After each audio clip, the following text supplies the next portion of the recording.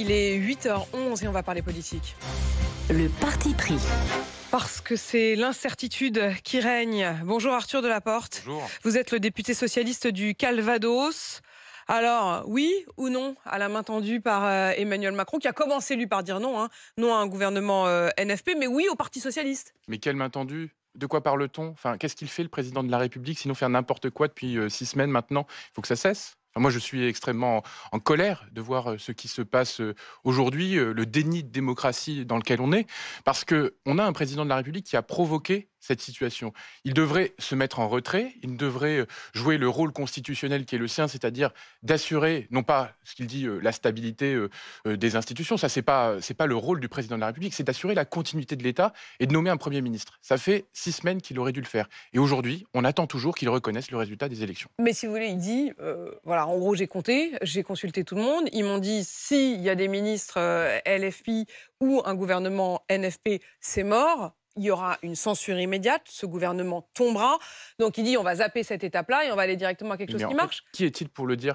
Il avait envisagé de nommer Jordan Bardella, même s'il avait une majorité relative. Je suis désolé, mais Jordan Bardella, s'il avait une majorité relative, il avait plus de 289 députés contre lui. Et donc, il tombait mécaniquement. Mais il y a quelque chose qui s'appelle le Parlement. Donnez-nous notre Et chance. le pouvoir n'est pas aujourd'hui à l'Élysée. Il s'est déporté au Parlement. Et le président de la République fait tout pour essayer de le confisquer. Je pense qu'il préférerait se nommer lui-même à Matignon. Ça serait plus simple. Malheureusement, la réalité institutionnelle, c'est pas ça. Et donc, on a un bloc qui arrive en tête. C'est à nous de former un gouvernement. Et c'est à nous, derrière, d'essayer de chercher une majorité. Arthur Delaporte, je voudrais quand même comprendre une chose.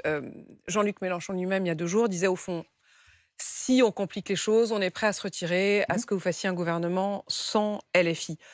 À partir du moment où LFI se met en quelque sorte de côté, pourquoi est-ce que vous n'allez pas jusqu'au bout de la logique et vous dites on y va et on tente à l'allemande de gouverner ensemble? Il n'a pas dit ça. Il a dit est-ce que vous seriez prêt à accepter un gouvernement NFP s'il n'y avait pas de LFI au gouvernement? Et on a bien vu que la réponse, ça a été en fait, c'est pas de LFI qu'on ne veut pas. C'est du programme de NFP.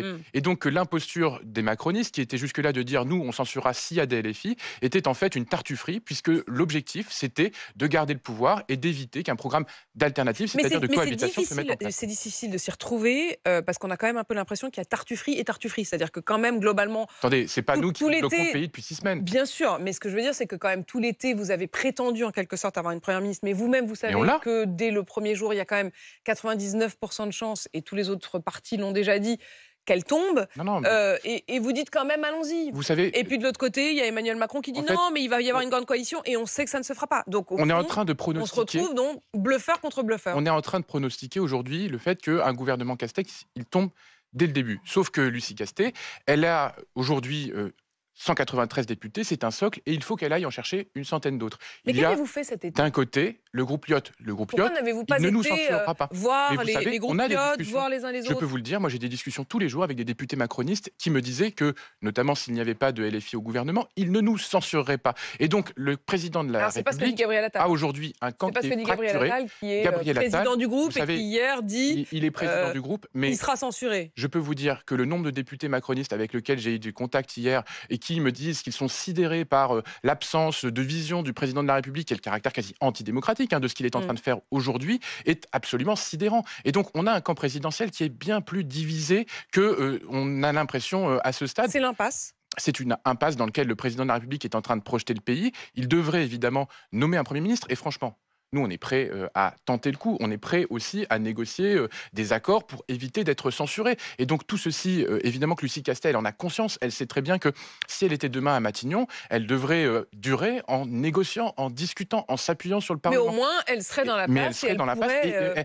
serait dans la place et elle pourrait, en fait, avoir l'occasion de faire ses preuves. Là, le président de la République a décrété que ce n'était pas possible. Le problème, c'est qu'en démocratie, on ne peut pas décréter a priori qu'un gouvernement n'est pas possible. Qu'allez-vous faire, vous, les socialistes? Donc on a bien compris que pour vous, il n'est pas question d'accepter ce que Emmanuel Macron vous demande, c'est-à-dire de revenir discuter et tenter de monter une coalition.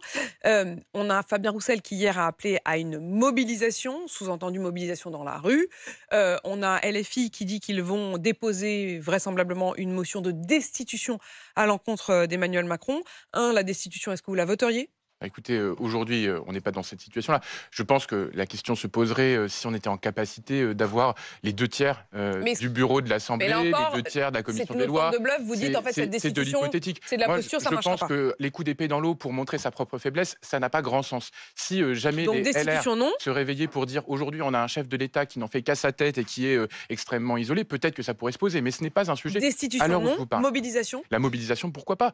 Aujourd'hui, je reçois des dizaines de textos de citoyens, d'électeurs qui sont en colère. Ils sont en colère et je les comprends parce que moi-même, je suis ahuri de voir ce président de la République enfermé à l'Élysée comme un forcené qui refuse de céder le pouvoir alors qu'il a été sanctionné dans les urnes. Et donc, on a aujourd'hui un vrai problème. Mais je ne crois pas non plus qu'une mobilisation massive dans la rue soit de nature à faire changer quelqu'un qui refuse de voir la réalité, qui est dans le déni absolu, qui est dans le mépris permanent. Et donc, on a eu, par exemple, sur les Donc, il retraites, reste quoi? 2 Il reste millions quand de même la personnes dans la discussion, rue. quoi. Est-ce que le président de la République, il a bougé sur les retraites? Non, il avait 90% Donc, des vous dites Français la contre lui. mobilisation, ça servira pas à grand-chose, sauf à se faire plaisir, Ouais. enfin, je veux dire, à se serrer les coudes. La destitution, ça n'a Tout à aucune fait. chance d'aboutir. Il reste quoi? Mais il reste quelque chose qui s'appelle la motion de censure. À un moment, nous avons heureusement une constitution que le président de la République ignore depuis 6 semaines. Cette constitution, elle permet, lorsqu'un gouvernement est formé, de le censurer. Et je peux vous dire que si ce gouvernement, qui se présente comme les garants du macronisme et du statu quo, se présente à l'Assemblée nationale, évidemment que nous le censurerons. Merci Arthur Delaporte d'être venu apporter la réponse du Parti socialiste. Vous êtes le député du Calvados.